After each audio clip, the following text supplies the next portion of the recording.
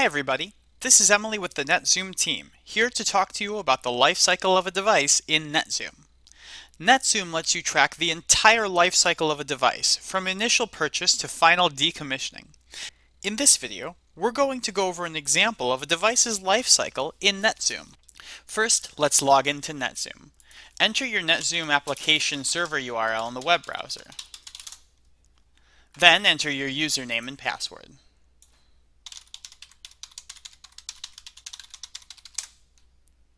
The first step to any new device's lifecycle in NetZoom is adding it to your inventory.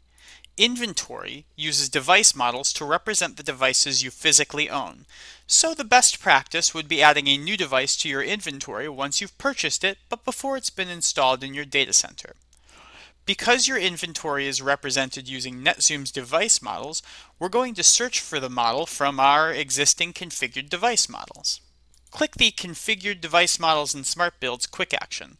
This will launch a search pane similar to searching the device library. Let's quickly search in our configured models, selecting the Configured Models store from this drop-down list. All the configured models we've added to NetZoom will appear. In the Servers and Storage store, we can see that there are several PowerEdge devices. Let's add one of these to our inventory. Click and drag the device from the search results into your inventory pane. When the Add Device pane pops up, ensure that everything is correct. Remember that you can even change the quantity to add multiple instances of this device at once, but we'll keep it at 1 for now. Click the Save button and the device will be added to the inventory store. Don't forget, you have to right-click and approve your device in New Inventory for it to be assigned an asset ID number. Now it's time to install this server in our data center. We'll navigate to the Edit Data Center feature so that we can make ad hoc changes. Now we need a place for our new device. This rack happens to have a lot of empty space, so we'll install it here. Let's open up the rack so that we can see the RU units inside it. Then we'll click the View Inventory quick action right here. This will bring up another search menu. We'll search in our new inventory for the device we're looking for. And lo and behold, there it is. Open it up to the front and rear view and we'll drag the front view over to RU30. This will install it into that RU. Everything looks fine here. We'll mount it on both sides and it's not an RU0 device, so we'll click the Save button.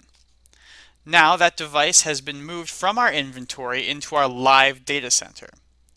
These devices can be monitored and will participate in capacity analysis, reporting, auditing, and everything else that a live device can do. But what if you need to remove a device from your data center? What happens then? Well, let's find out. We right-click on the device we just added and click the Delete button. A pop-up will ask if we're sure and we click Yes. When a device is deleted from the data center, it goes back into inventory.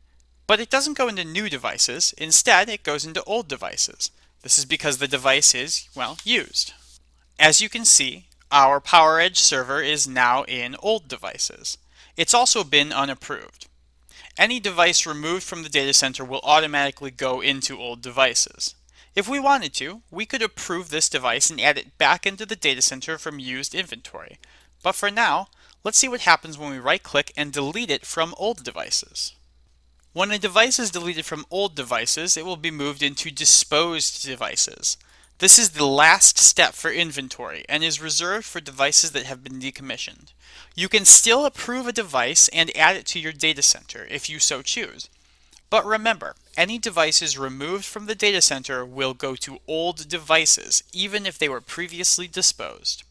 If you want, you can remove the device altogether from NetZoom by deleting it from the disposed inventory. Items deleted from disposed inventory are truly gone forever, so we recommend that you only do this when a device stands no more chance of being used in your data center, as you would have to create a new inventory device from your models. That covers the life cycle of a NetZoom device. Please check out our other videos for more tips on how to use the NetZoom product. And if you're interested in trying out NetZoom in your own data center, visit netzoom.com to schedule a free demo.